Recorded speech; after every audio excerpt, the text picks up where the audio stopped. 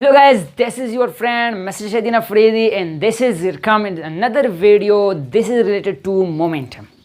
Guys, आज का हमारा टॉपिक है मोमेंटम के मुतालिक कि मतलब मोमेंटम क्या होता है। ऑलरेडी हम पिछले सालों से डिस्कस करते हैं, हम काफ़ी ड्यूरेशन से डिस्कस कर रहे हैं कि फोर्स है, बॉडी का वेलोसिटी है, मास है।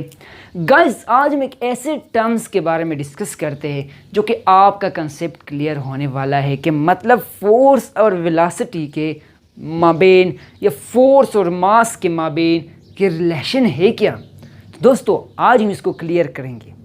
तो आज हमारा टॉपिक रिलेटेड है momentum and this momentum is related to lecture 3.4 class 9th physics का, जो कि चैप्टर रिलेटेड है डायनामिक्स पे, और इसमें हमारा टॉपिक है मोमेंटम। ठीक है गाइज, आज हम डिस्कस करने वाले हैं मोमेंटम के बारे में। What is momentum?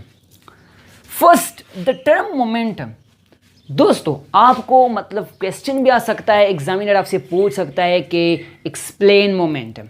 जब भी आपको इस क्वेश्चन पूछा गया तो आप लोग अगर ये लिखेंगे कि जैसा कि मैंने डिफिनेशन लिखा है, सेम टू सेम रिप्रेजेंटेशन, फिर मैथमेटिकल फॉर्म, फिर यूनिट्स, और फिर गाइज टाइप्स, नेचर, रिलेशन, और फिर लास्ट में एग्जाम्पल। दोस्तों, आपका कंप्लीट मार्क्स आ सकते हैं। तो चलते हैं मोमेंटम की तरफ से। दोस्तों, मोमेंटम हमारे पास क्या होता है? The quantity of motion in a body is called momentum. मतलब किसी भी बॉडी में मोशन की तादाद, या हम मोशन की तादाद नहीं कह सकते, मतलब किसी भी बॉडी अगर मोशन में है, इस मोशन मतलब वो कितना मोशन में है, उनको हम कहेंगे मोमेंटम। इजी गाइस, देखो ये इजी है कि अगर मेरे पास एक बॉडी है और वो बॉडी मोशन में है, इस मोशन की क्वांटिटी को, इस मोशन की क्वालिटी को हम कहेंगे मोमेंटम। ठीक है गाइस, क्लियर? और सिंपली अगर हम डिफाइन करें, the product of mass and velocity is called momentum. दोस्तों, जब भी हम किसी बॉडी के मास को इसके वेलोसिटी के साथ मल्टीप्लाई करें या प्रोडक्ट में हम लिखे, तो इसको हम कहेंगे मोमेंटम। ईजी है दोस्तों। देखिए, हमारे पास यहाँ दो बंदे हैं या दो ऑब्जेक्ट्स है या हमारे पास दो थिंग्स है। ठीक है, अब गाइस देखो, हमारे पास एक ऑब्जेक्ट जो है उनका मास बिग है। ठीक है गाइस, सेम टू सेम दूसरा हमारे पास एक मास है, इसका मास क्या है? छोटा है। अब देखो दोस्तों, जिसका मास बड़ा है, जाहिर सी बात है इसके लिए ज्यादा फोर्स लगेगा। मतलब जो छोटा है उनके लिए छोटा फोर्स लगेगा। ठीक है गाइज, अब मेरे पास यहाँ एक एक गेट है, इसके अंदर बॉडी को अंदर जाना है। एक हमारे पास एक मोटा सा बंदा है, दूसरा हमारे पास एक पतला सा शख्स है। ठीक है, अब दोस्तों अगर यहाँ से गुजरना है तो सबसे पहले क्या करेगा? तो जो बिग बॉडी मास है वो इजीली इसको ब्रोक कर सकते हैं, क्योंकि इसका वेट बड़ा है, कि इसका मास बड़ा है।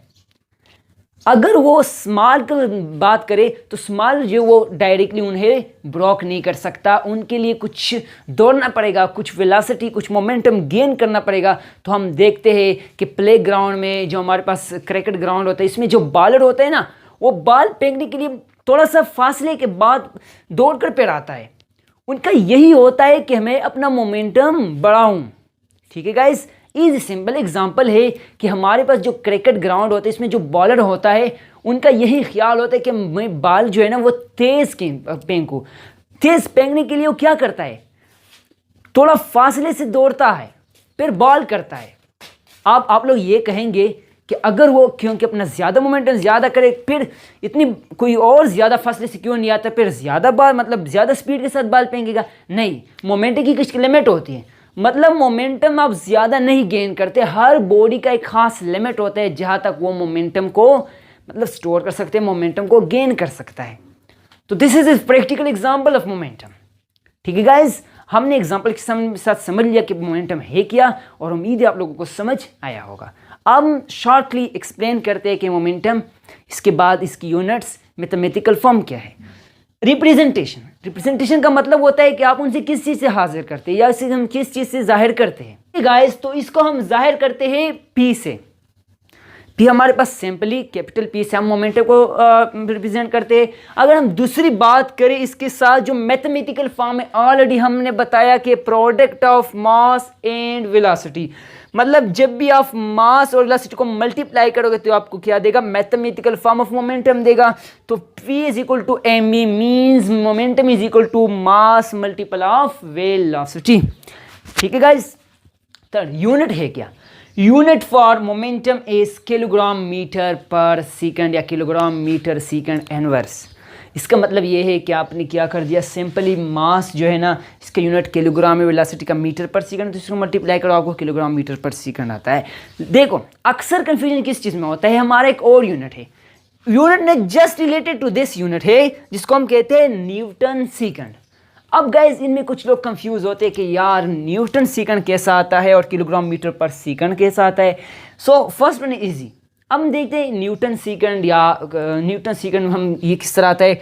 इसका मतलब ये है कि आपने देखा होगा F is equal to P/T, मतलब आप जब फोर्स के साथ मोमेंटम को रिलेट करोगे ना तो वह आपको क्या लगेगा, वह आपको यूनिट लगेगा न्यूटन सेकंड, क्योंकि फोर्स को मल्टीप्लाई करो टाइम के साथ तो क्या हो जाएगा, मतलब न्यूटन सेकंड। ठीक है, momentum is equal to newton second, मतलब टाइम को फोर्स के साथ मल्टीप्लाई करो तो आपको किया जा देता है, न्यूटन फोर्स का यूनिट है, सेकंड टाइम का यूनिट है, तो आपको क्या देता है, न्यूटन सेकंड देता है। तो इसलिए this is second unit for momentum is Newton second. अब गाइस टाइप्स हम एंगुलर मोमेंटम जो तो बहुत से टॉपिक्स है, बहुत सी इसके टाइप्स है जो कि हम आगे डिस्कस करने वाले हैं। बस यहाँ हमने कुछ टॉपिक्स के नाम लिखे, कुछ टाइप्स के नाम लिखे जो कि हमारे पास मोमेंटम की टाइप्स है। लीनियर मोमेंटम ऑलरेडी बस यही मोमेंटम जैसा कि मैंने पहले से एग्जांपल दिया।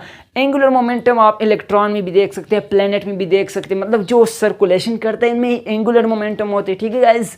अब नेचर क्या है दोस्तों, नेचर हम टू टाइप्स में मॉडिफाई करते हैं कि या ये बॉडी या ये जो क्वांटिटी है या स्केलर है या वेक्टर है या ये फिजिकल क्वांटिटी है या डिराइव्ड क्वांटिटी।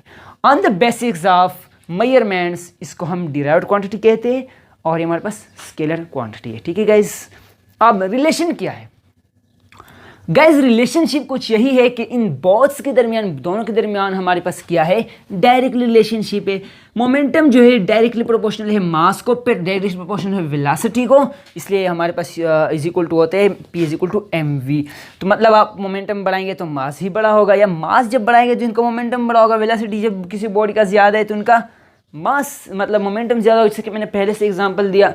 अब हम एग्जाम्पल के बाद अगर मतलब इसको किस तरह फाइंड करना होगा तो हमारे पास 10 kg एक मास है। ठीक है, वेलोसिटी हमारे पास 10 मीटर पर सेकंड है, इस मोमेंटम कितना होगा, तो 10 multiple of 10 is equal to 100 newton second और 100 kilogram metre per second. Guys दोस्तों जो भी इस चैनल पर नए आए हैं उनको चाहिए कि वो हमारे चैनल जरूर सब्सक्राइब करें, दुआओं में याद रखना। Thanks for watching.